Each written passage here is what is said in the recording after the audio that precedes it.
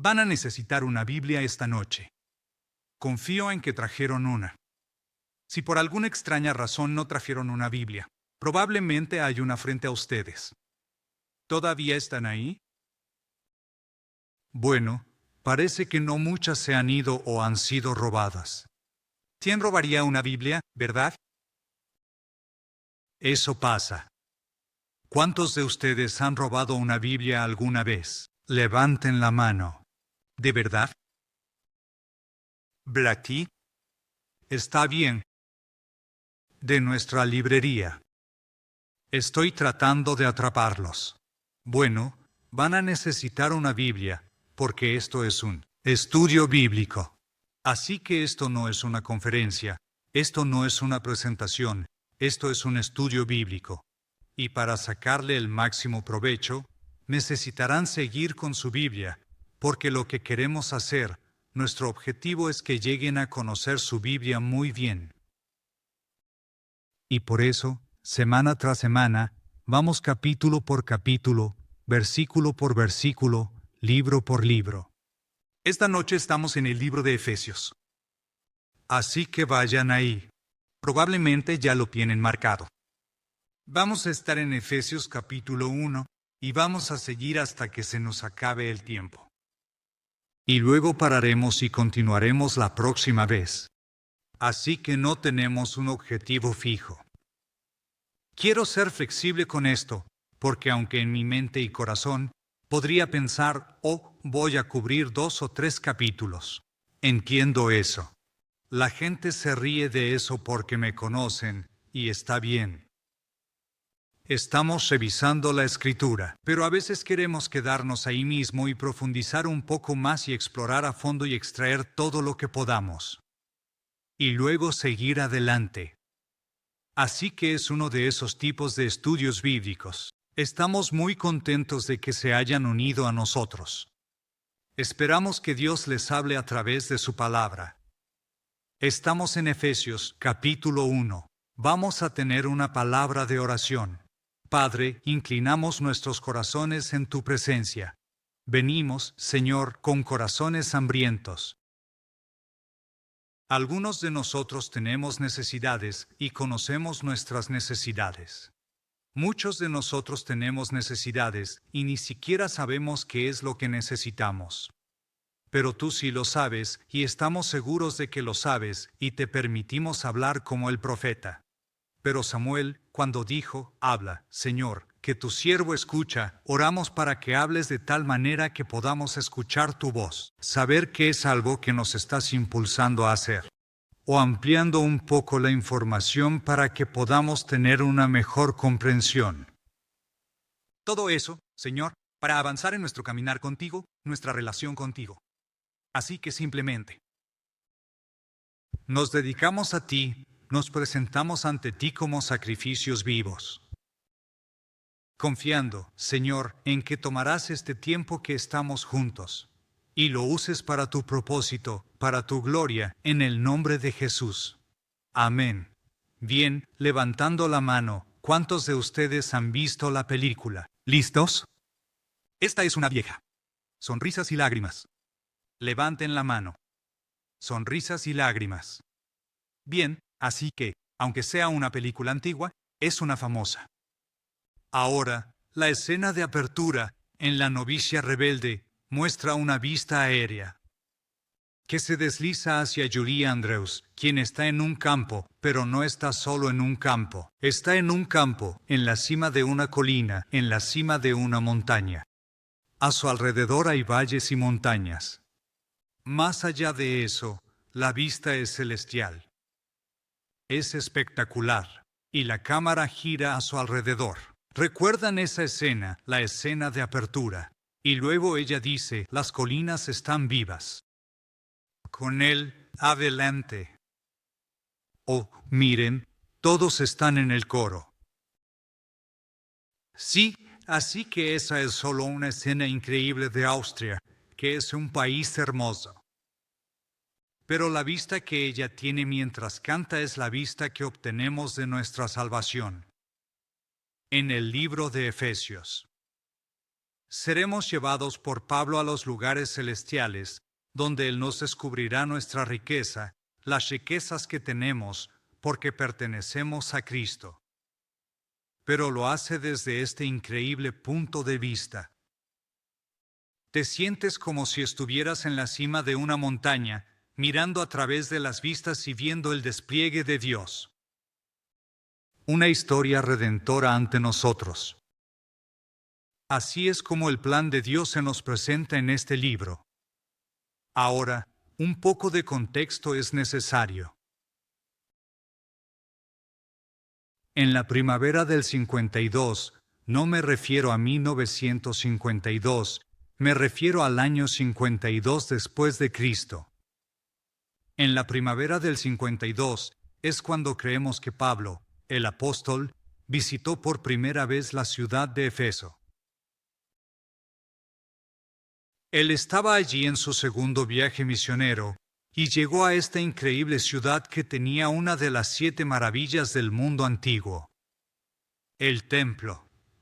A Diana, de quien decían que la estatua cayó del cielo y fue consagrada, su estatua fue consagrada. En este magnífico templo. Nada de ese templo queda hasta el día de hoy. Solo un par de pilares quedan de ese templo, aunque gran parte de la ciudad sí permanece intacta. Pero Pablo fue allí y vio esta capital de la sección oriental del Imperio Romano, que era Éfeso. Él va allí en la primavera del 52. Él trae consigo a una pareja maravillosa que había conocido en Corinto. Y nos gusta esta pareja por una razón: sus nombres riman. Y son simplemente adorables, Aquila y Priscila. Habían sido fabricantes de tiendas, eran judíos, habían vivido en Roma en algún momento, pero Claudio, el emperador, expulsó a todos los judíos de Roma. Así que Aquila y su esposa Priscila, que eran fabricantes de tiendas, dejaron Roma y llegaron a la ciudad de Corinto, donde conocieron a Pablo, el apóstol. Y se hicieron amigos de Pablo porque el oficio de Pablo también era el de fabricante de tiendas. Así que se hicieron cercanos. Se unieron a una sociedad con Pablo. Escucharon el evangelio de Pablo. Nacieron de nuevo gracias al ministerio de Pablo en Corinto. Pero más tarde, Pablo fue a Éfeso de regreso a Antioquía de Siria al final de su segundo viaje misionero. Y cuando fue a Éfeso, llevó consigo a Aquila y Priscila. Y Pablo entró en la sinagoga. Le pidieron que se quedara más tiempo. Él dijo: no, tengo que regresar a donde voy antes de la fiesta. Dejó a Aquila y Priscila en Éfeso, y parece que la iglesia se inició en Éfeso gracias al ministerio de Pablo ministrando a Aquila y Priscila, quienes probablemente plantaron la iglesia ellos mismos en Éfeso. Ahora, eso es solo una suposición. Esté equivocado. Podría ser que Aquila y Priscila estuvieran allí, y sabemos que lo estaban, pero alguien más llegó a la ciudad y Aquila y Priscila se acercaron a él. Y podría ser que la iglesia comenzara por este tipo llamado Epoulos. Epoulos es un hombre judío que llega a Éfeso. Es poderoso en palabra, poderoso en las escrituras. Era bastante inteligente. Podía probar que Jesús era el Cristo. Pero solo conocía el Evangelio hasta el bautismo de Juan. Así que, aunque era poderoso y fuerte, no tenía toda la información. Entonces Aquila y Priscila, quienes fueron enviados por Pablo, tomaron a Apolos aparte y lo instruyeron más completamente en los caminos de Dios. Así que podría ser que la iglesia se iniciara a través de Apolos, Aquila y Priscila. Realmente no sabemos si Pablo, en su segundo viaje misionero, comenzó la iglesia o simplemente dejó a esta pareja allí. Y luego se juntaron con Epoulos. Pero sí sabemos que cuando Pablo regresa en su tercer viaje misionero, llega a Éfeso. Se reúne con los discípulos. No había muchos en ese momento, solo alrededor de 12 creyentes en Cristo. Se reúne con ellos y les dice, porque evidentemente, al observar sus vidas, notó que algo faltaba. Algo faltaba. Quizás alegría, quizás paz, algún fruto del Espíritu, algo faltaba. Y entonces Pablo les dijo, han recibido el Espíritu Santo desde que creyeron. Y ellos dijeron, Espíritu Santo, ni siquiera hemos escuchado ese término. No sabemos ni qué es el Espíritu Santo. Entonces Pablo procedió a explicarles el resto de la historia que Paulus había dejado fuera. Evidentemente, y luego. Descubrimos que Pablo vio una oportunidad de ministerio en Efeso y decidió quedarse allí por al menos 2 años. Probablemente un total de 3 años, 2 de los cuales enseñó en la escuela Betirano. Él enseñaba las Escrituras todos los días para que todos los que habitaban en esa provincia de Asia, la antigua Asia Menor, todos los que vivían en esa provincia escucharan el Evangelio. Así que Efeso se convirtió en una especie de nuevo hogar, nueva sede de Pablo, por alrededor de 3 años. Ahora, mientras Pablo estaba en Efeso y compartía el Evangelio y fortalecía la iglesia, fue exitoso, fue fructífero, pero también fue peligroso. Porque, como dije, ¿quién era el principal objeto de adoración de la gente? Diana de los Efesios, esta figura con múltiples pechos a la que adoraban en ese templo. Y había bastante comercio en esa ciudad. Donde Demetrio, el jefe del gremio de plateros, estaba a cargo de hacer pequeñas figuritas y venderlas a las personas que las compraban y las colocaban en sus hogares. Bueno, cuando Pablo pasa por la ciudad y pasa unos años allí, el Evangelio se difunde. Es muy efectivo. Es muy fructífero. Cada vez más personas están viniendo a Cristo. El negocio de los plateros estaba perdiendo ingresos. La gente ya no compraba estos ídolos porque estaban llegando a una revelación de quién es el verdadero Dios. Así que esto causó un problema. Y se desatará un motín en Efeso, donde toda la ciudad se precipita al teatro. Por cierto, ese teatro todavía se puede ver en Efeso hoy en día. En su esplendor original, podía albergar a 25,000 personas.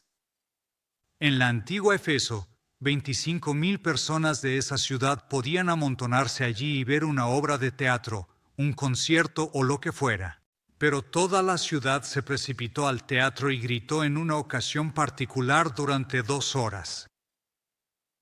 Grande es Diana de los Efesios. Grande es Diana de los Efesios. Y Pablo quería entrar allí. Él pensó, genial, tengo una audiencia. Dios lo hizo fácil. Voy a entrar allí y predicar el Evangelio. Y algunos de los hermanos dijeron, no, no lo harás. Te van a despedazar. Y evitaron que Pablo hiciera eso. Así que Pablo se quedó allí. Se logró un trabajo allí. Era una ciudad muy dividida por su adoración a Diana. Eventualmente, Pablo se irá, y Pablo regresará a Jerusalén, donde será arrestado, ya sabes, la historia, y luego llevado a Roma. Cuando está al final de su viaje de regreso a Jerusalén, la última reunión que tiene en Efeso no ocurre en Efeso, sino que tiene lugar en las costas de Mileto. Mileto está a unas 10 millas de Efeso. Estaba justo en la costa.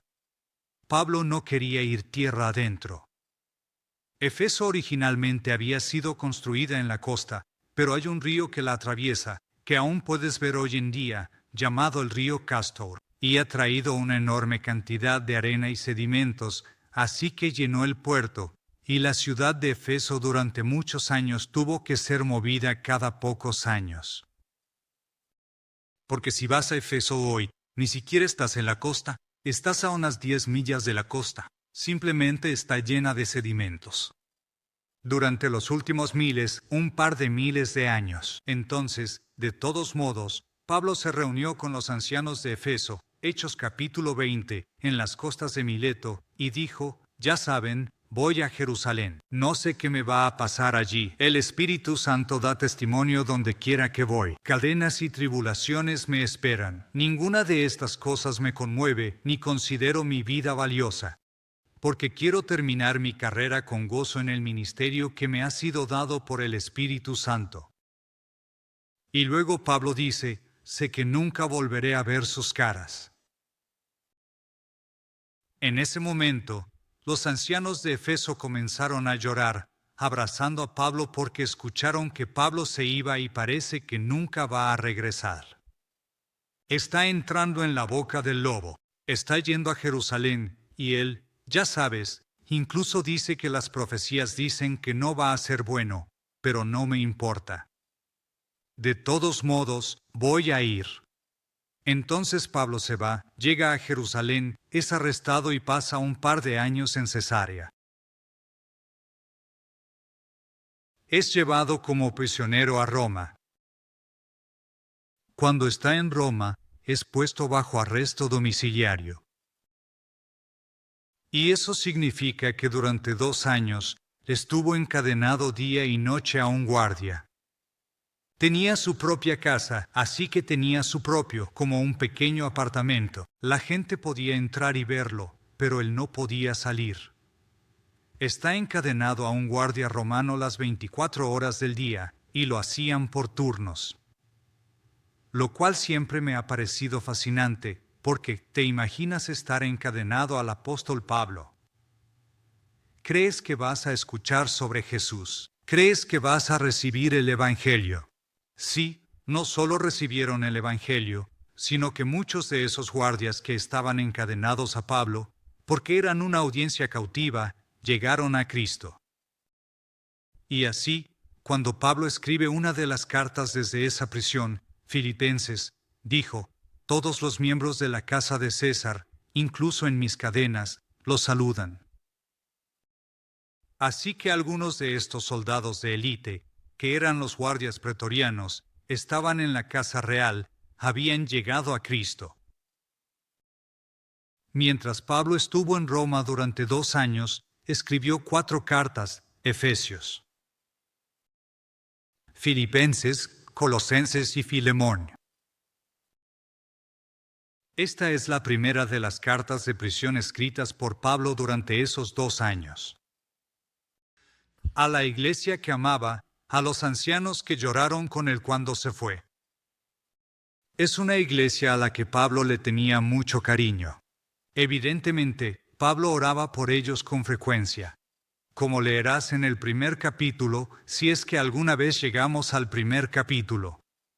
Pero aún no hemos terminado. Eusebio, uno de los historiadores de la iglesia, nos dice que otro de los apóstoles ministró allí con el nombre de Juan. Pedro, Santiago y Juan. Ese Juan, uno de los discípulos, los apóstoles del Señor Jesús, dijo Eusebio, pasó sus últimos años en Efeso. Antes de que fuera arrestado y llevado como prisionero a la isla de Patmos. Así que Juan ministró a esta iglesia de Efeso, al igual que Pablo, así como Timoteo, y luego, después de que Juan fue llevado a Patmos y ya no estaba en la escena. El sucesor de Juan, llamado Policarpo, no sé si alguna vez has escuchado ese nombre, Policarpo fue un discípulo del apóstol Juan. Él se convirtió en el siguiente pastor de la iglesia en Efeso, así que tienen una historia gloriosa de grandes maestros de la Biblia, apóstoles e influenciadores. No solo eso, sino que el mismo Señor Jesucristo escribió una pequeña carta a la iglesia de Efeso en Apocalipsis, capítulo 2. En las 7 cartas, o como me gusta llamarlas, las 7 postales, porque son cortas, a las 7 iglesias en Asia Menor, la primera en la lista es la iglesia de Efeso. Y lo que es notable, especialmente después de leer el libro de Efesios y ver lo increíbles y espirituales que eran estas personas, es lo rápido que se alejaron de ese lugar, teniendo a Pablo y Timoteo, y a Juan y Policarpo. Jesús dice, tengo algo contra ti. Has dejado tu primer amor. No me amas como lo hacías al principio. Esa intimidad que disfrutábamos juntos ha sido abandonada por ti.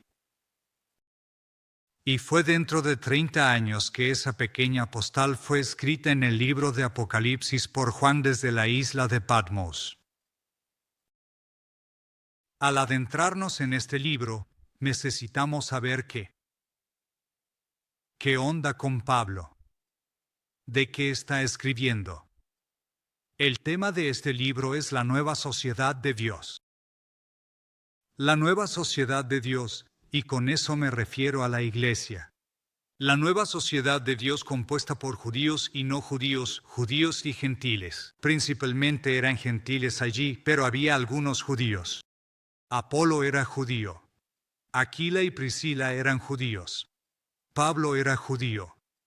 Había una presencia judía considerable en la iglesia, pero el pueblo era en su mayoría gentil. Entonces, el tema de Efesios es la nueva sociedad de Dios, demostrada por una nueva vida, nuevos estándares, con nuevos valores que traen nuevas relaciones.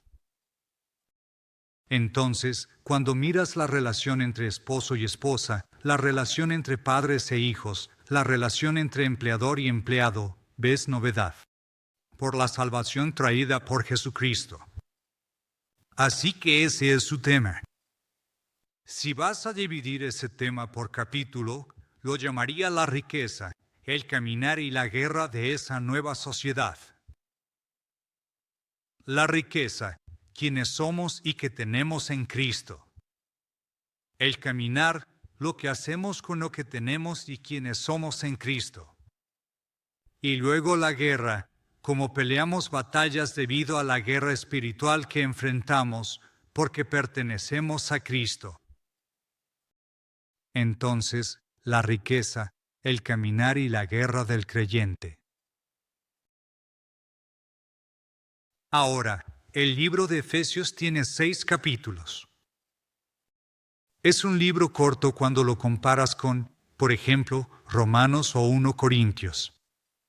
Así que no es un libro largo, pero es el estilo típico de escritura de Pablo el apóstol, típica autoría paulina, es decir, la forma en que Pablo escribe. Después de que da saludos y bendiciones, oración, etc. Él comienza marcando el ritmo, sentando las bases con doctrina. Entonces, los capítulos 1, 2 y 3 son doctrinales. La segunda mitad del libro, los capítulos 4, 5 y 6, son de aplicación. Tienes que saber ciertas cosas antes de hacer ciertas cosas. Esto es lo que necesitas saber. Aquí hay ciertas doctrinas que necesitas conocer sobre tu riqueza, quién eres y lo que Dios ha hecho, etc. Ahora, esto es lo que debes hacer con ello. Eso es bastante típico de Pablo. Él carga sus cartas al principio con doctrina, y las carga al final con aplicación. Entonces puedes dividir la carta en 2. Los primeros 3 capítulos son los capítulos doctrinales, y luego los últimos 3 son los de aplicación. Ahora, lo sé. Ni siquiera hemos llegado al versículo 1 todavía, pero vayan al capítulo 6, versículo 21, porque así se dan una idea de cómo se entregó esta carta.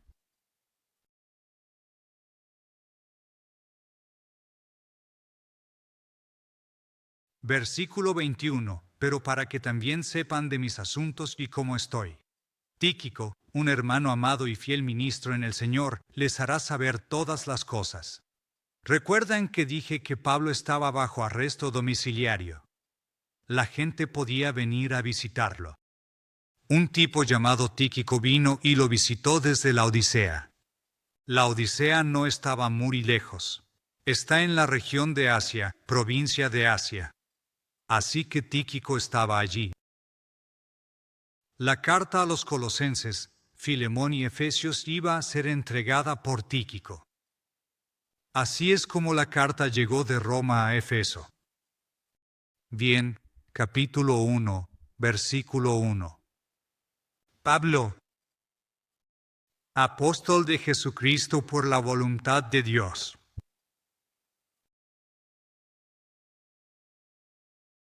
En un momento, Pablo no era un apóstol de Jesús. Pablo era un opositor de Jesús. Pablo fue un apóstol del judaísmo en un tiempo. Había sido educado en la escuela de Gamaliel en Jerusalén. Era un fariseo. Había sido entrenado en las Escrituras. Era muy inteligente, muy avanzado, sabía varios idiomas, conocía la literatura rabínica, etc. Era un apóstol del judaísmo y veía el cristianismo, y especialmente la ideología de Jesucristo resucitado de entre los muertos, como algo letal que debía ser detenido a toda costa. Así que obtuvo un permiso especial del sumo sacerdote en Jerusalén para ir a Damasco y encontrar creyentes y encarcelarlos. Y hasta incitaba a la multitud cuando apedrearon a Esteban hasta la muerte. Así que era hostil al cristianismo. Era el principal opositor de Cristo. Ahora es un apóstol de Jesucristo. ¿Cómo cambió? ¿Cómo pasó de ser un opositor a ser un apóstol? El camino a Damasco. Todos conocemos la historia. Está en camino para arrestar a cristianos. Tiene una visión, lo derriban de su caballo, está en el suelo, y así es como recibió su misión. Hizo una pregunta. 2 preguntas. ¿Quién eres, Señor? Esa siempre es una buena pregunta para hacer cuando te derriban del caballo y no sabes quién es. Hablándote desde el cielo. ¿Quién eres, Señor? Y la respuesta es, yo soy Jesús a quien tú persigues. Estoy seguro tenía un nudo. De repente se dio cuenta, si Jesús me está hablando, entonces realmente ha resucitado de entre los muertos. Estoy experimentando la voz de Cristo resucitado. Entonces hizo una pregunta de seguimiento. Y es la pregunta de seguimiento la que lo llevó a su apostolado. La pregunta es, Señor, ¿qué quieres que haga? Ahora, algunos cristianos, bueno, todo cristiano obtiene una respuesta a la primera pregunta, ¿quién eres, Señor? La responden, creen en Jesús, llegan a tener fe en Él. Pero no todos los cristianos llegan a hacer la segunda pregunta, ¿qué quieres que haga? ¿Qué quieres de mi vida? ¿Cuál es mi llamado? ¿En qué debo involucrarme? ¿Cómo puedo servir? Y una de las razones por las que no vivimos vidas fructíferas es porque no llegamos a hacer la segunda pregunta. Entonces, Pablo hizo la pregunta. Ananías, quien estaba en Damasco, fue quien le dio a Pablo la verdadera respuesta a eso. Porque el Señor le dijo, hay un tipo llamado Saulo de Tarso que viene. Quiero que pongas tus manos sobre él y ores por él. Lo estoy enviando a los reyes, gentiles y los hijos de Israel. Su comisión para ser apóstol vino después del camino a Damasco cuando conoció a Ananías en Damasco.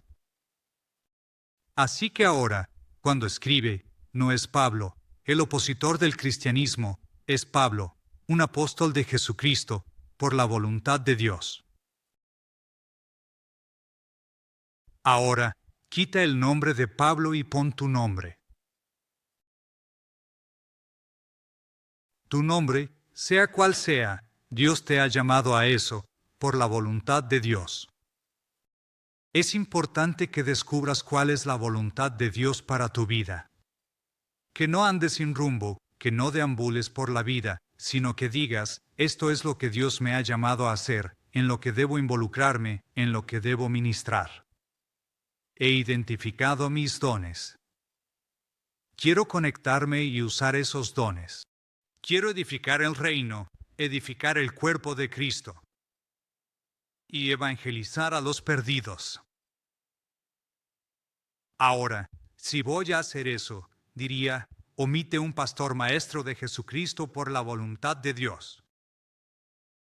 Y hasta que descubras qué es lo que Dios te ha llamado a hacer, cualquier cosa que intentes hacer para Dios no solo será frustrante e infructuosa, pero será un esfuerzo. Cuando sigues el llamado que Dios ha puesto en tu vida, ahora estás operando en el don que viene con ese llamado, y es fácil. Mi yugo es fácil. Mi carga es ligera. Es un gozo. Es un gozo. Simplemente surge de manera natural. Es sobrenaturalmente natural. Pablo, un apóstol de Jesucristo, por la voluntad de Dios. A los santos que están en Efeso y los fieles en Cristo Jesús. Ahora, podrías leer eso y pensar, bueno, leí esto, así que esta carta no tiene mucho que ver conmigo, porque él está escribiendo a los santos. Y la mayoría de la gente, cuando escucha la palabra santo, piensa en alguien que está muerto y alguien que fue perfecto.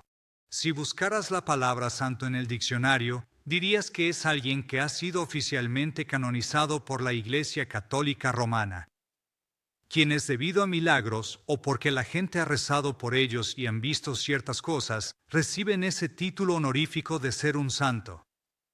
Y son personas que han muerto, así que es alguien que vivió una vida perfecta o casi perfecta y ahora está muerto. Así es como la mayoría de la gente define a los santos. Por eso escucharás a la gente decir cosas como, bueno, ya sabes, hago lo mejor que puedo, pero no soy un santo. En realidad, tú eres un santo.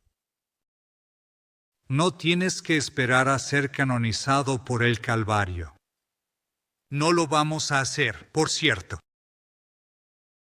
Y no hay necesidad de hacerlo, porque si eres un creyente en Cristo, eres un santo. La palabra santo no significa perfecto, un tipo muerto. Significa imperfecto, salvado, vivo, chico o chica. Así que, en realidad, solo hay dos categorías, los santos y los que no son. ¿Eres un santo o no eres? Y si estás salvado, eres un santo. Dices, bueno, no me siento como un santo, me siento más como un pecador. Yo lucho. ¿Sabías que puedes ser un santo y un pecador al mismo tiempo? Soy un santo y un pecador. Tengo una carne. Lucho con ciertas cosas en mi vida. Pero soy un santo. Hagios, la palabra griega, apartado por Dios para un propósito. Tú y yo hemos sido apartados por Dios, así que estoy viendo a un montón de santos. Acabo de canonizarte. Y me gustaría que me llamaras San Skip de ahora en adelante. Tiene un buen sonido, a los santos que están en Efeso y son fieles en Cristo Jesús. Así que ahora, no solo estamos hablando con la gente de Efeso. Está ampliando esto a una audiencia más amplia.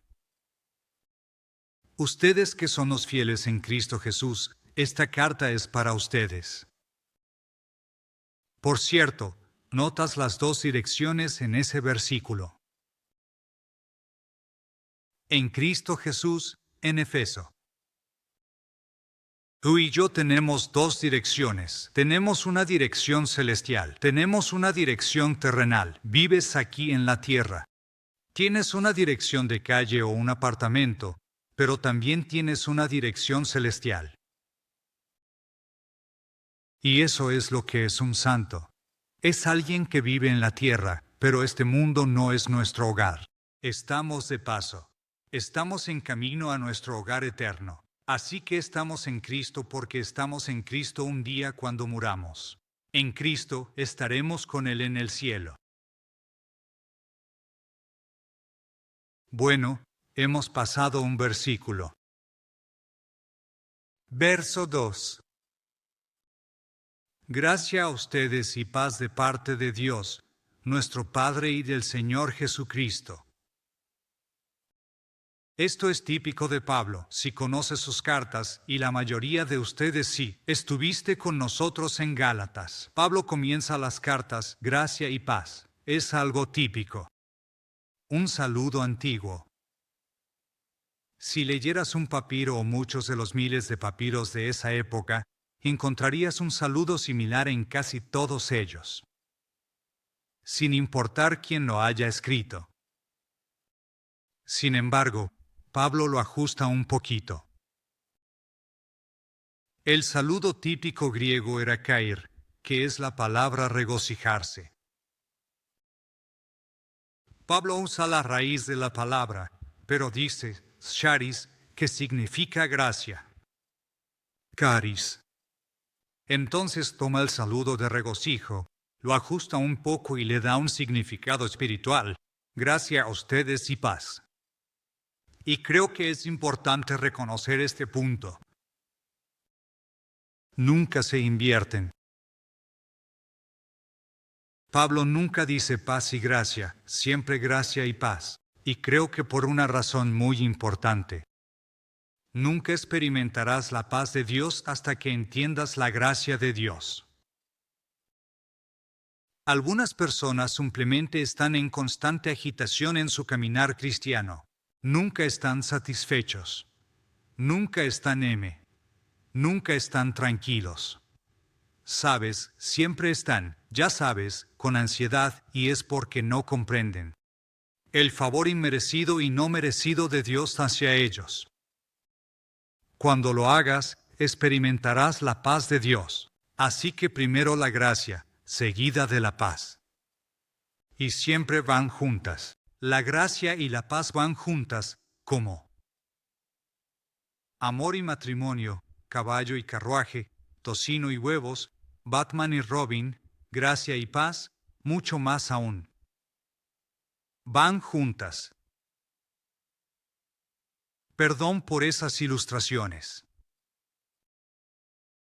Ahora realmente comienza el corazón de la carta. Bendito sea el Dios y Padre de nuestro Señor Jesucristo, que nos ha bendecido con toda bendición espiritual.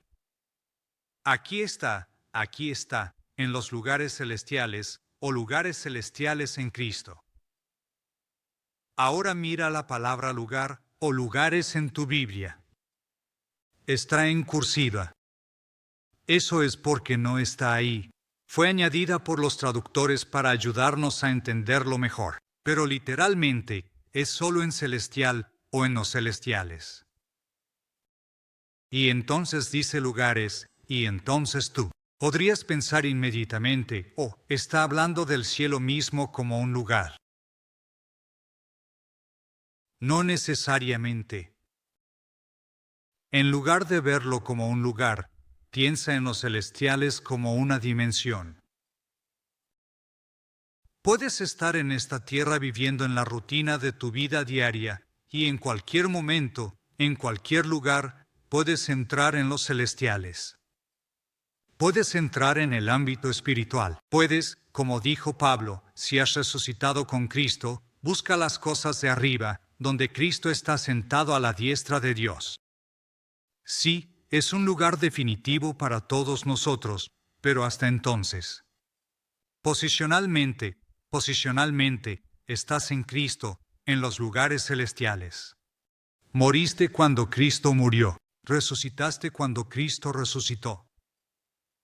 Estás en los lugares celestiales porque Él ascendió allí.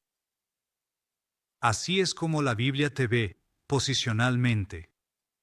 Y en cualquier momento, puedes salir de las cosas mundanas en las que estás y entrar en una experiencia en los reinos celestiales, en los celestiales. Pero volviendo a las bendiciones.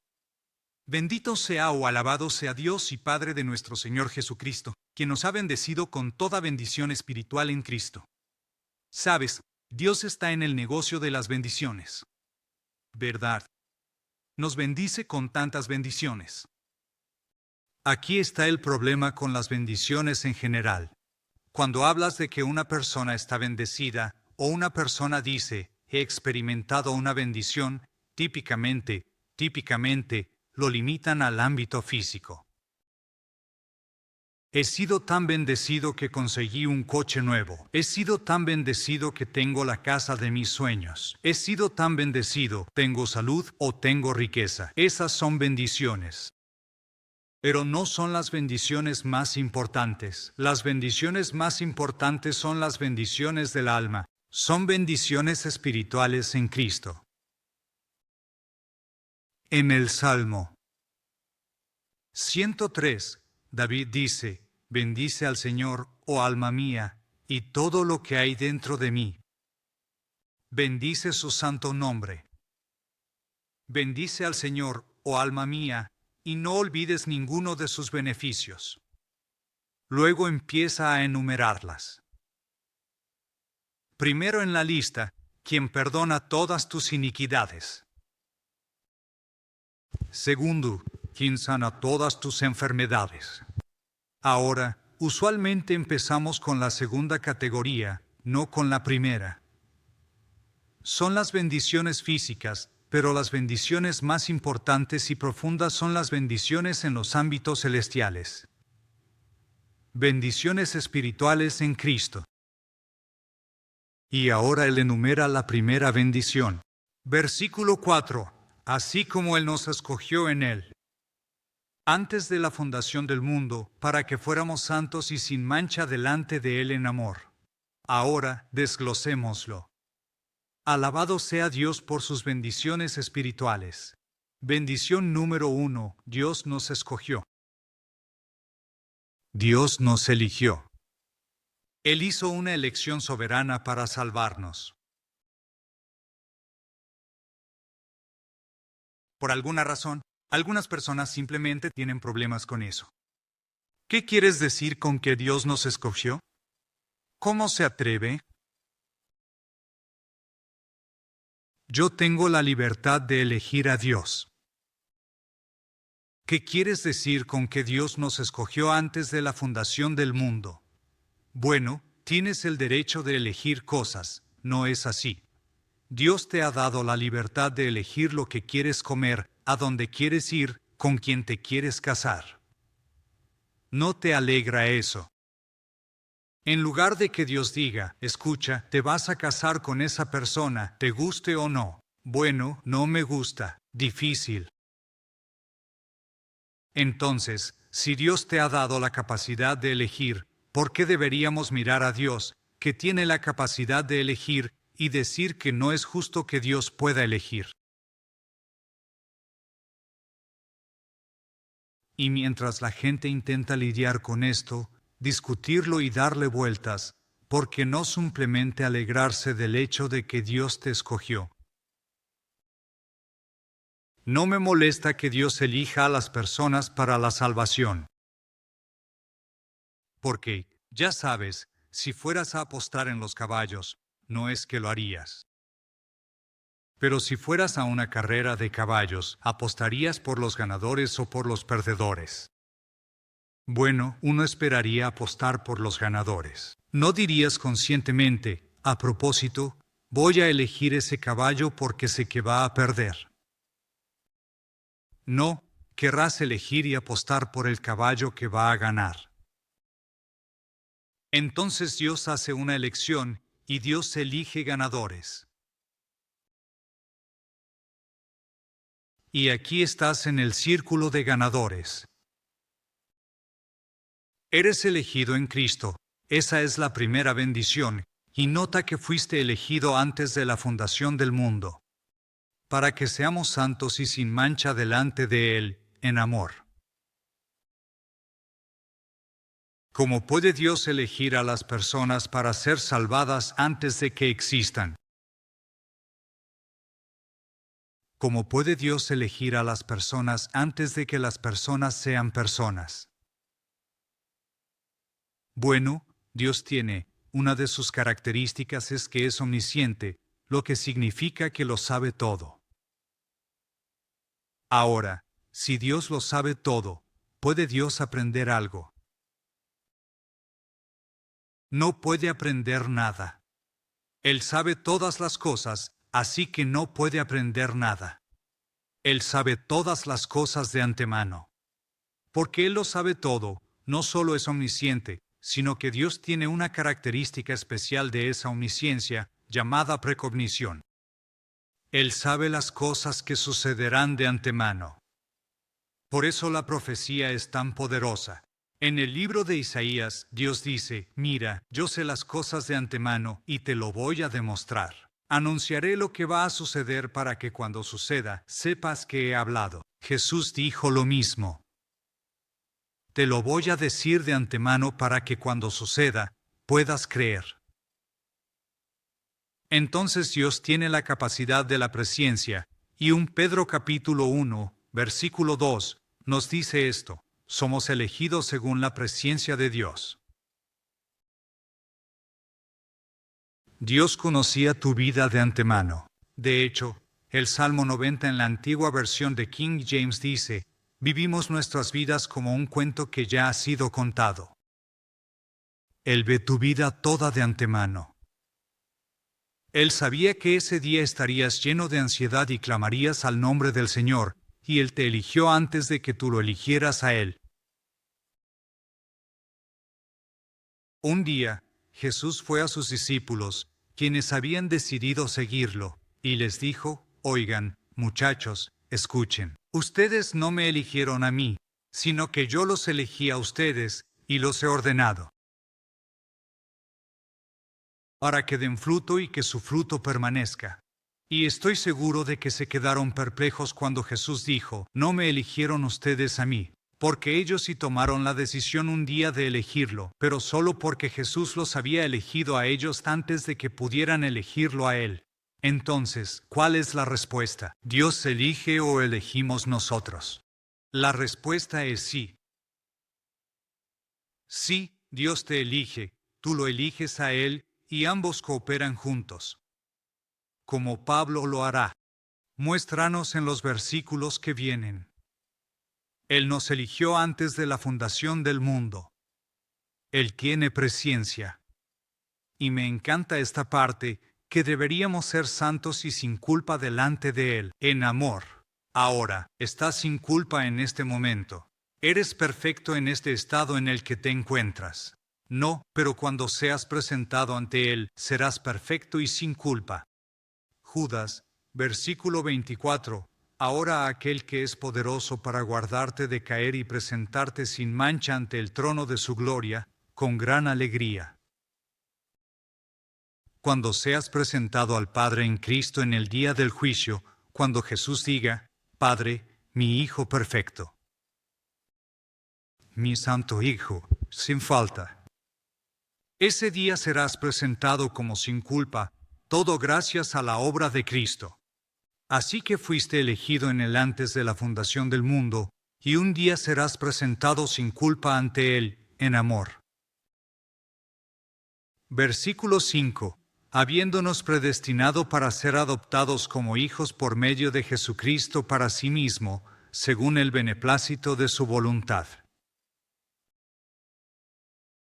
Segundo, bendición espiritual, adopción. Eres hijo adoptado, hija adoptada en la familia de Dios, en la nueva sociedad llamada la Iglesia. Jesús es el único Hijo engendrado de Dios, el monogenés, el único engendrado del Padre. Somos hijos adoptados, y la palabra adoptado se refiere a ser colocados. Un niño en una familia como un hijo adulto, recibiendo derechos de adulto, recibiendo la bendición completa de la familia y todos los derechos de pertenecer a ese hogar. Sabes, de alguna manera, ser adoptado es mejor que nacer en una familia. porque cuando eres adoptado por una familia, te eligen. Perlísem aquí. Cuando tienes a tus hijos, naturalmente, te toca lo que te toca. Pero cuando eres adoptado, eres elegido. Perlísem. Has sido elegido antes de la fundación del mundo.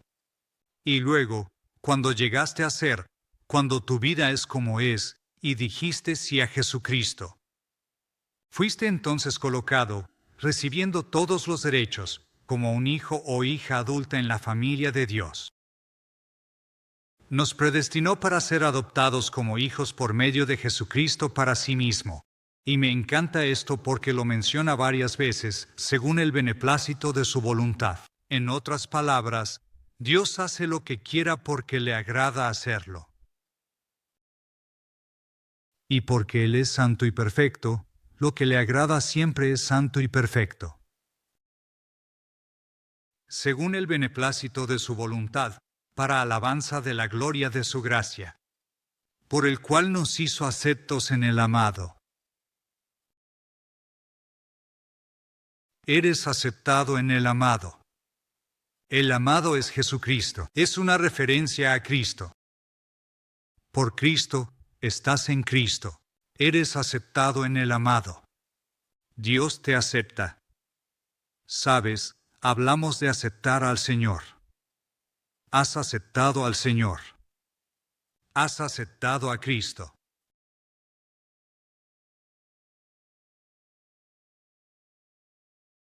No me gusta esa terminología.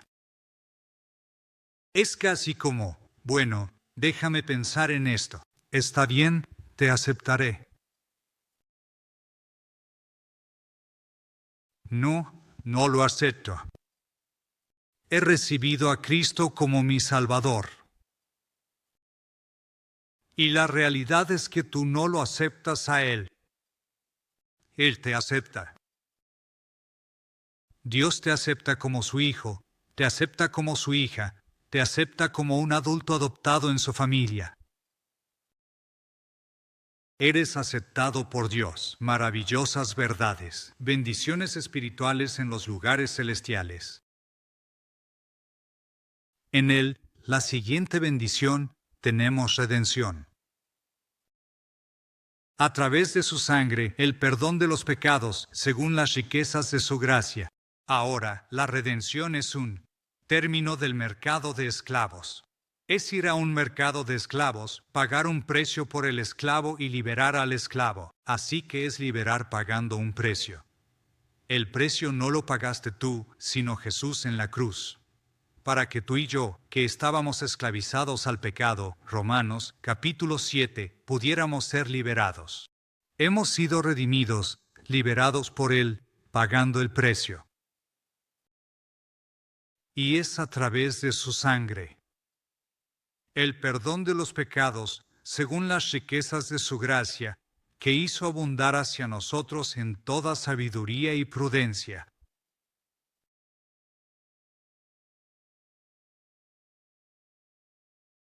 Me encanta la palabra abundar.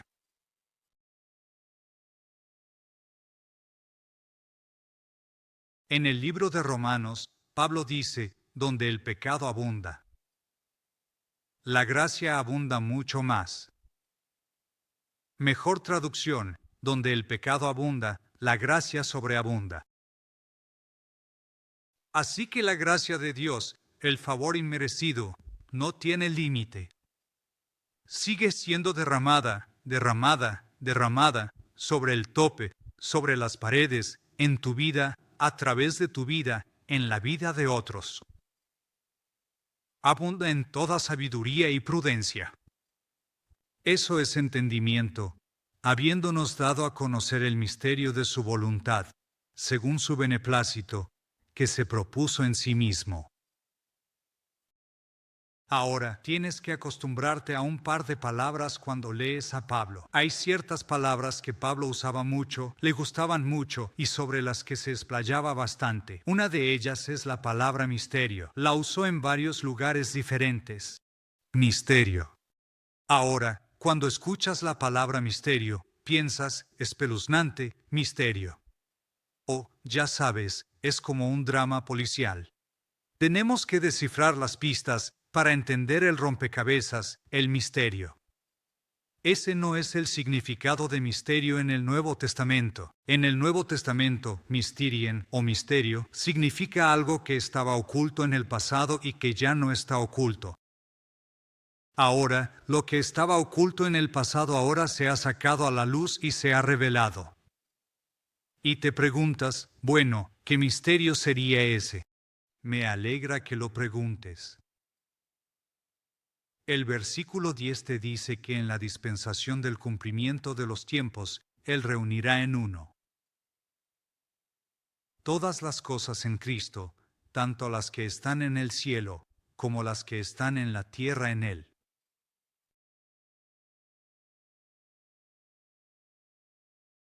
El centro de toda la vida, de todo el universo, es una persona, Jesucristo. Cuando Pablo escribió el libro de Colosenses, dijo de Jesucristo, porque por Él son todas las cosas, así que Él hizo todo, por Él son todas las cosas, y para Él son todas las cosas. Él los hizo a todos, y en última instancia, será el centro de todas las cosas. Filipenses dice que al nombre de Jesucristo, toda rodilla se doblará, toda lengua confesará de los que están en el cielo, en la tierra y debajo de la tierra. Toda lengua confesará que Jesucristo es el Señor para la gloria de Dios, el Padre. Entonces, el misterio es que en el momento adecuado, judío, gentil, los muertos, los vivos, los del futuro, todos estarán bajo el reinado del Señor Jesucristo, para que cada lengua confiese que Él es el Señor. Y, además, en la dispensación del cumplimiento de los tiempos, es decir, el reinado de 1000 años de Cristo en la tierra, el reino milenario, es cuando se convierte en una realidad por 1000 años en esta tierra. Eso es, en la mente de Pablo, la dispensación del cumplimiento de los tiempos. Llamada por varios títulos diferentes en las Escrituras, pero todos hablando de lo mismo. Así que ese es el misterio que se mantuvo oculto en el Antiguo Testamento. En el Antiguo Testamento, Dios tenía un pueblo, el pueblo judío, un Mesías judío, promesas para Israel. Esas cosas todavía están vigentes. Pero a esas promesas para Israel se le suman los gentiles y judíos reunidos en una nueva sociedad llamada la Iglesia. Esta nueva sociedad, llamada la Iglesia, era un misterio en el Antiguo Testamento. Ahora es una noticia vieja en el Nuevo Testamento. Es su Iglesia, la nueva sociedad. En él, versículo 11. En él hemos obtenido una herencia. Sí, la hemos obtenido, habiendo sido predestinados según el propósito de Él, quien hace todas las cosas según el consejo de su voluntad, la voluntad soberana de Dios, para que nosotros, que primero confiamos en Cristo, seamos para alabanza de su gloria. Ahora tenemos tensión. Una vez más, en un par de verdades diferentes, quiero mostrarles la tensión. La tensión está en los versículos anteriores, como el versículo 2, 3 y 4, y el versículo 11 habla de cómo estamos predestinados, elegidos, todo esto sucedió antes de que naciéramos. Esta es la elección soberana de Dios, esta es su voluntad. Casi suena como si fuera irresistible. Y sin embargo, en el versículo 12, que nosotros, que primero confiamos en Cristo, esa es una decisión y una elección que haces, deberíamos ser para alabanza de su gloria. También, de nuevo, en el versículo 13, en él, ustedes también confiaron, después de haber escuchado la palabra de verdad, el evangelio de su salvación, en quien también habiendo creído, fueron sellados con el Espíritu Santo de la promesa. Así que aquí está la tensión. está en el Nuevo Testamento.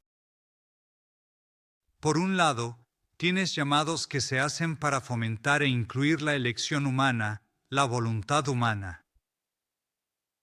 Ven a mí, dijo Jesús. Es una invitación. Vengan a mí, todos los que están trabajados y cargados, y yo les daré descanso. O Juan el Bautista y Jesús, diciendo, arrepiéntanse, porque el reino de Dios está cerca. Como en el libro de Apocalipsis, quien quiera, que venga y beba del agua de la vida gratuitamente. Todos esos son llamados a la voluntad humana para tomar una decisión, lo cual está incluido en los versículos 12 y 13. Ustedes primero confiaron. Después de escuchar el Evangelio, tomaste la decisión de confiar en él. Entonces, por un lado, están todos estos llamados a la elección humana. Por otro lado, tienes la indicación de que Dios hace su elección soberana mucho antes de que nacieras. Así que casi suena como si no tuvieras voz en el asunto. Dios te eligió y no puedes cambiar eso. No puedes hacer nada. Eres simplemente atraído irresistiblemente y salvado. Y es esa tensión la que ha causado. Iglesias se dividan, movimientos se separen, teólogos discutan, la gente se enoje. Y durante los últimos 2000 años, hemos intentado resolver ese enigma, sin éxito.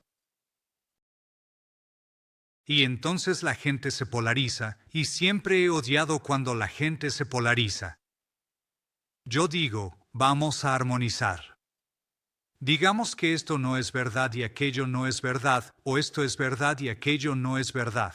¿Qué tal si decimos que ambas son verdaderas al mismo tiempo? Y vamos a... Solo digamos que la predestinación es desde el punto de vista de Dios, desde el cielo mirando hacia abajo, porque Él tiene presciencia y omnisciencia. Y la elección o volición humana es desde una perspectiva humana, donde mi voluntad está involucrada. Ambas pueden ser verdad. Es como un puente colgante. Entonces, un puente colgante tiene tensión. Es lo que lo sostiene. Tienes fuerzas opuestas en un puente colgante tirando en direcciones opuestas. Si quitas una de esas cosas, el puente se derrumba. Si quitas la otra cosa, la otra fuerza, el puente se derrumba. Ambas son necesarias para tirar una contra la otra y que puedas cruzar ese puente colgante. Predestinación. La elección humana, la creencia personal son ambas verdaderas al mismo tiempo. Deja que la tensión permanezca. No trates de resolver y quitar la tensión. Deja que la tensión permanezca. Cruza el puente. Ambas son verdaderas. Confías en Él. El mejor pequeño ejemplo que he escuchado de esto, si alguna vez has conseguido un librito de J.I. Packer, si no, déjame recomendártelo. Se llama Evangelismo y la soberanía de Dios. Ese es el nombre del libro, Nelson. Evangelismo y la soberanía de Dios. Es un folleto. Es pequeño. Es de un calvinista que es equilibrado, y eso es raro. Así que él cree en la elección soberana, la predestinación. Pero también dice que en el evangelismo debemos instar a las personas a venir, invitar a las personas a venir, porque la elección humana y la elección soberana se encuentran en el momento de la salvación. Y el ejemplo que J. Packer da en el libro es de la física. Y esto me ayudó porque había estudiado física del radio durante varios años. Y entonces entendí esto de inmediato. Habló sobre una antinomia. Una antinomia es una aparente contradicción que funciona. Y el ejemplo es la energía de los fotones, la energía de la luz. Es evidente, si estudias la luz, que viaja en forma de onda, pero también es una partícula. Ahora, en la ciencia, las partículas y las longitudes de onda no ocurren al mismo tiempo. Así que hay una aparente contradicción. Y aún así, la energía de los fotones avanza. En el patrón de longitud de onda, aunque es tanto partícula como longitud de onda. Así que es una aparente contradicción, pero se puede estudiar y demostrar que es tanto longitud de onda como partícula al mismo tiempo. Entonces, tienes una aparente contradicción, pero ambas son verdaderas. Así es con esto. Elección soberana, elección humana, aparente contradicción, ninguna contradicción en absoluto. Longitud de onda y partícula.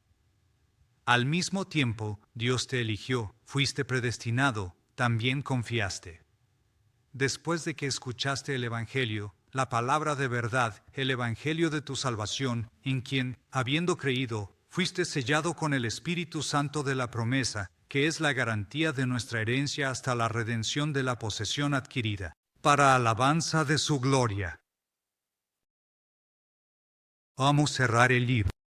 Pensé que terminaría el capítulo 1. No pasó, está bien, siempre está la próxima semana. Para cerrar aquí hay otro ejemplo. Si estás iba a decir el Río Grande ahogándote, pero ni siquiera creo que eso sea posible porque solo tiene como esta profundidad. Pero digamos que estás en el océano y yo estoy en la orilla. Y una marea te está arrastrando, te estás ahogando, y gritas pidiendo ayuda. Te lanzo una cuerda. Estás salvado solo porque te lancé una cuerda. ¿Qué tienes que hacer? Tienes que agarrarla. Así que la predestinación y elección soberana de Dios, Él proporciona la cuerda, lanza la cuerda. Tu elección. Agarraste la cuerda. Ahora tienes a ambos trabajando juntos para salvarte. Así que, Padre, estamos tan agradecidos de que en tu elección soberana, incluso antes de que crearas los cielos y la tierra, incluso antes de Génesis 1, estábamos en tu corazón. Nos elegiste en Cristo antes de la fundación del mundo y has proporcionado esa bendición espiritual. Nos has dado plenos derechos como hijos adultos en la familia de Dios. Nos has comprado del mercado de esclavos. Nos has liberado para servirte. Bendición tras bendición en los lugares celestiales. Señor, te pido que mientras vivimos nuestras vidas en nuestras familias, en nuestros vecindarios, en nuestros negocios, vivamos en los reinos celestiales. Busca lo que está arriba, donde Cristo está a la derecha de Dios. Sabiendo que un día estaremos allí, no solo posicionalmente, sino locacionalmente, realmente, en la realidad, literalmente. Gracias, Señor, por las promesas. Gracias por el tiempo que se ha reservado para que podamos reflexionar sobre estas cosas y entenderlas. Y Padre, si estás lanzando la cuerda a alguien que está en este edificio esta noche, que no ha dicho sí al Salvador, que no ha agarrado la cuerda de la salvación, quien no sabe que son libres y perdonados. Oro, Señor, para que digan sí y agarren la cuerda, para que crean. Quizás estés aquí esta noche, quizás has sido invitado o has venido muchas veces, pero nunca has recibido a Cristo personalmente. Quiero darte una oportunidad. Antes de cerrar este servicio, si estás aquí con nuestras cabezas inclinadas, nuestros ojos cerrados, si te gustaría conocer al Salvador, saber que tus pecados son perdonados, Entrega tu vida a Cristo. Experimenta una nueva vida, siendo colocado en relación en su familia. Es tan fácil como decirle sí en este momento. Y si estás dispuesto a hacer eso, quiero que levantes la mano. Solo levántala para que pueda notar tu mano y oraré por ti mientras cerramos este servicio. Dios te bendiga a ti y a los que están hacia atrás. Manténla levantada un momento para que pueda reconocerte. Solo levántala. Quizás necesites volver a casa. Quizás te has alejado de él y necesitas rededicar tu vida. Solo levanta esa mano. Alguien más. Dios te bendiga. Unos cuantos de ustedes esta noche. Padre, gracias por estos. Fortalécelos para tu propósito en el nombre de Jesús. Amén. Ahora pongámonos todos de pie. Voy a pedirles hagan una última cosa al cantar la última canción. Si levantaste la mano, vi unas cuantas manos diferentes, como 4 o 5, levantarse. Ahora te voy a dar la oportunidad de hacer algo que tal vez no sientas ganas de hacer. Voy a animarte a que lo hagas de todos modos. Es decir, levántate de donde estás, encuentra el pasillo más cercano y camina hasta aquí al frente. Cuando todos se hayan reunido, voy a guiarlos en una oración para hacer a Jesús el Rey, el Señor de sus vidas, para entrar en una relación con Él. Pídele que te perdone tus pecados. Si levantaste la mano, levántate ahora y ven mientras cantamos esta canción y párate aquí al frente. Hazlo ahora mismo. Hazlo públicamente. Hazlo con valentía. Esa es la motivación del pueblo de Dios para decir, vamos, vamos.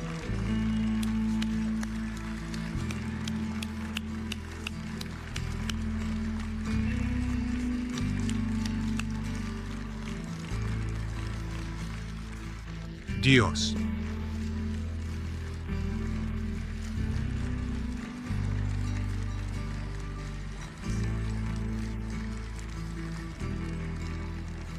Tómense su tiempo.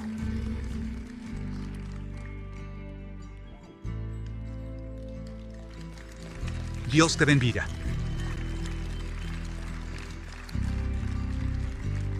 Es un verdadero gusto realmente ver esto. Es un gran placer. ¿Alguien más quiere ser parte de esto? Solo levántate y ven ahora mismo. Algunos de ustedes podrían estar aquí pensando, sí, necesito hacer esto real, necesito hacer esto personal. Sí, lo necesitas. Ándale. Ándale, únete a ellos. Ándale.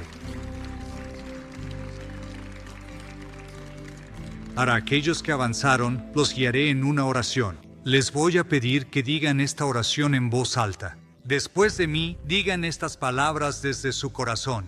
Solo estás hablando con Dios. Solo di esto. Señor, te entrego mi vida. Sé que soy un pecador. Por favor, perdóname. Creo en Jesús, que murió en una cruz, que derramó su sangre, que lo hizo por mí, que resucitó. Me aparto de mi pecado. Me vuelvo a Jesús como Salvador. Quiero seguirlo como Señor. Ayúdame. En el nombre de Jesús. Amén.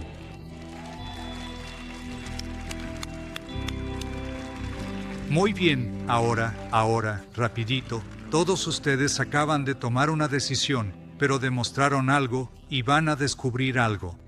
Has sido elegido por Dios en Cristo para estar aquí esta noche, para escuchar este mensaje, para responder a Él. Dios te eligió soberanamente y Él eligió ganadores.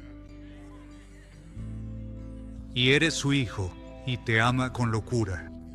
Él no está enojado contigo, está locamente enamorado de ti. Puedes ver, Matt, puedes ver. ¿Quién es ese? Nick. Tiene el sombrero puesto. Nick está debajo del sombrero.